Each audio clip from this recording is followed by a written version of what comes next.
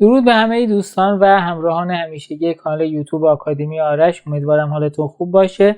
من آرش عطار هستم و در ادامه آموزش نرم افزار ادوبی انیمیت توی این ویدیو خروجی گرفتن انیمیشن رو به شما آموزش میدم با فرمت‌های مختلف مثل MP4 یا حالت بدون بک‌گراند، حالت گیف و حالت‌های مختلف رو به شما آموزش خواهم داد. خب دوستان، بعد از اینکه شما پروژه‌تون رو انجام دادید و مطمئن شدید که دیگه نیازی به تغییر نیست، میتونید دکمه کنترل اینتر رو بزنید و یک تستی از انیمیشن خودتون بگیرید و وقتی راضی بودید شروع کنید به خروجی گرفتن. اما میبینید که من وقتی یک پیشنمایشی از کارم میگیرم متوجه میشم که یک خطوطی که قبلا برای راهنما استفاده کردم توی انیمیشن وجود داره، یا اون عکسی که در این قسمت هم قرار گرفته میخوام که توی خروجی نهایی نباشه. دوستان دقیقاً این پیشنمایش هست که با دکمه کنترل اینتر میتونید ببینید.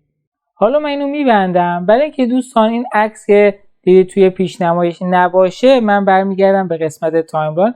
ببینید که وقتی دکمه کنترل و اینتر رو میزنید وارد بخش اوتپوت میشید و برای شما یک پیشنمایش رو نشون میده. من وارد بخش تایملاین میشم، دوباره میام در پایین اونجایی که عکس خودم وجوده. میبینید که با این که لایه‌اش اینجا خاموش است و همچنین لایه راهنما با این حال توی خروجی نهایی دیده میشه. تنها راهی که ما بتونیم این عکس رو توی خروجی نهایی نبینیم و در واقع اکسپورت نشه، میتونیم یا دلیتشون کنیم یا میتونیم بیایم اینجا روی این قسمت که شکل پوش از کلیک بکنیم.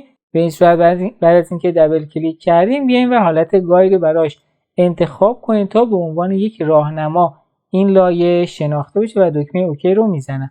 برای این لایه عکسم هم که حالت راهنما بود میام و اینجا روی این پوشه دبل کلیک میکنم و اینم به عنوان گاید انتخاب میکنم و دکمه اوکی رو میزنم. حالا اگه دکمه کنترل و اینتر رو بزنم و یک پیشنمایش از کار ببینم، میبینید که به این صورت اون عکس‌ها و تصاویری که نمیخواستم دیگه برای من خروجی نمیشه. خب من اینم میبندم، دوباره به تایملاین برمیگردم.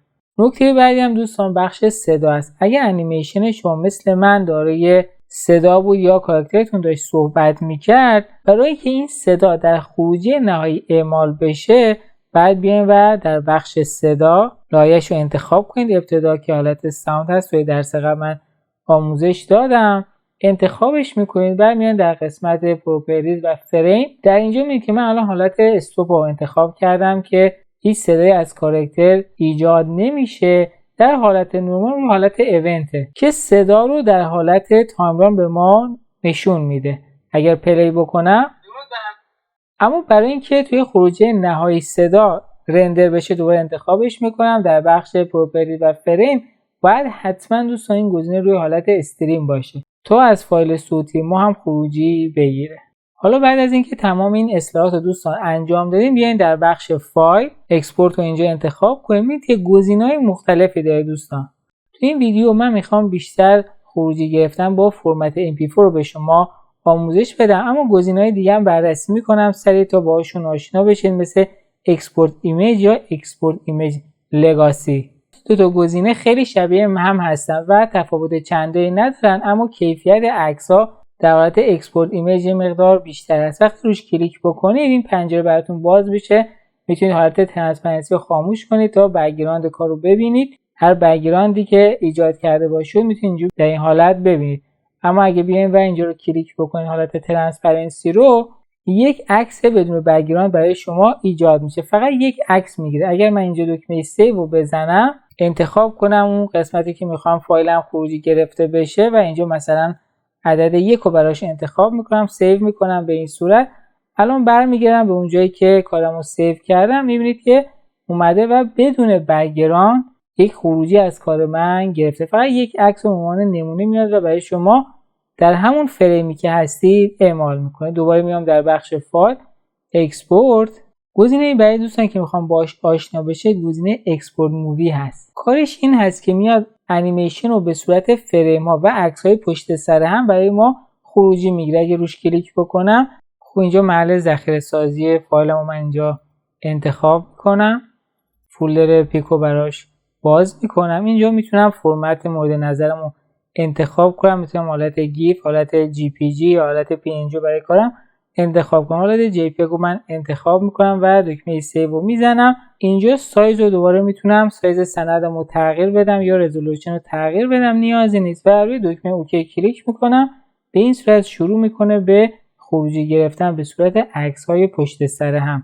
وقتی تموم شد و من برم توی پوشه‌ای که کارمو سیو کردم، میبینید که تمام عکس ها رو به این صورت میتونم داشته باشم و مشاهده بکنم. حالا دوباره میام در قسمت فایل، اکسپورت و گزینه اکسپورت ویدیو مدیا رو انتخاب میکنم. در اینجا ما میتونیم سایز سند رو تغییر بدیم که در حالت عادی سایز سندی که قبلا ایجاد کردیم اینجا به ما نشون میده. میتونید برای خودتون تغییرش هم بدید. گزینه ایگنور استیج کالر میگه از رنگ استیج یا همون سندمون صرف نظر کن، که اگه این گزینه الان بزنید رنگ بک‌گراند در خروجی مشکی میشه که من فعلا روش کلیک نمیکنم. در حالت اینتایر مووی هم میاد تمام بخش‌های تایملاینی که ما فریم ایجاد کردیم و برای ما رندر یا خروجی میگیره. در حالت سین هم اگر بیام و اینجا کلیک بکنم میتونم مثلا بگم از چند تا صحنه برای من خروجی بگیره، که ما چون الان وارد بخش صحنه ها نشویم و یک صحنه بیشتر نداریم، همون یک صحنه اینجا به ما نمایش داده میشه. میتونیم اینجا بگیم که از چه فریمی و به چه تعداد برای ما انیمیشن بگیره، یا میتونیم بهش تایم بدیم، میگیم مثلا از چه ثانیه‌ای و به طول چقدر بیاد و برای ما خروجی بگیره، که نیاز نداریم. ما میام و اینجا رو حالت اینتایر مووی کلیک میکنم تا از کل انیمیشن برای من خروجی بگیره. در قسمت فرمت میخوام بیام و حالت فرمت خودمون انتخاب بکنیم. مثلا حالت MP4 داره، حالت PNG داره، حالت‌های مختلف رو میتونیم انتخاب بکنیم. برای فرمت MP4 همون گزینه H264 است. وقتی انتخابش کنید همون فرمت MP4 برای شما اعمال میشه. در قسمت پریست هم میتونیم بیایم و کیفیت ویدیو رو اینجا انتخاب کنیم. میبینید که پریست های آماده اینجا برای ما وجود داره. مثلا اگه برای یوتیوب بخوام در حالت فول HD میتونیم این گزینه رو انتخاب کنیم. برای HD هم میتونیم این گزینه رو انتخاب بکنیم. اما به صورت معمول من حالت های بیت ریت رو اینجا به شما توصیه میکنم که کیفیت خیلی بالایی داره. اگه بیایم مقدار پایین‌تر میتونید گزینه های کوالیتی 1080 هم اینجا براش انتخاب بکنید. ولی من اینجا چون حالت سندم 1280 720 و HD هست میام و فعلا این گزینه های بیت ریت رو براش انتخاب میکنم. در اینجا میگم که فایل من در کجا ذخیره بشه. میگم مثلا در فولدر 2 و یک اسم براش انتخاب میکنم. اسمش رو میذارم عدد 2 و دکمه سیو رو میزنم. حالا دوستان برای اینکه ما بتونیم دکمه اکسپورت رو بزنیم باید ادوبی مدیا انکودر روی سیستم شما نصب باشه تا بیاد خروجی رو با فرمت MP4 برای ما بگیره. این گزینه اگر فعال باشه دیگه ما نمیتونیم توی نرم افزار مدیا انکودر تنظیمات رو تغییر بدیم و خیلی سریع میاد برای من خروجی میگیره. من اینو برمی‌دارم و گزینه اکسپورت رو میزنم. تا اینجا میبینید که دوستان نرم افزار مدیا انکودر برای ما باز میشه. یادتون نره نرم افزار مدیا انکودر شما باید ورژنش با ورژن ادوبی انیمیت هماهنگ باشه. مثلا الان این ادوبی مدیا انکودر برای من 2023، ادوبی انیمیت هم برای من سال 2023 ورژنش هست. برای همین ما راحت میتونیم بیایم و کارو ادامه بدیم. کافیه بیایم روی دکمه سبز اینجا کلیک بکنیم تا خیلی سریع خروجی رو برای ما بگیره. حالا میرم در اونجایی که فایل خودم رو ذخیره کردم. اگه رویش دبل کلیک بکنم میبینید که برای من خروجی ایجاد شده. دبل کلیک میکنم تا شما ببینید. درود به همه دوستان و همراهان همیشگی کانال یوتیوب آکادمی آرش. من آرش عطار.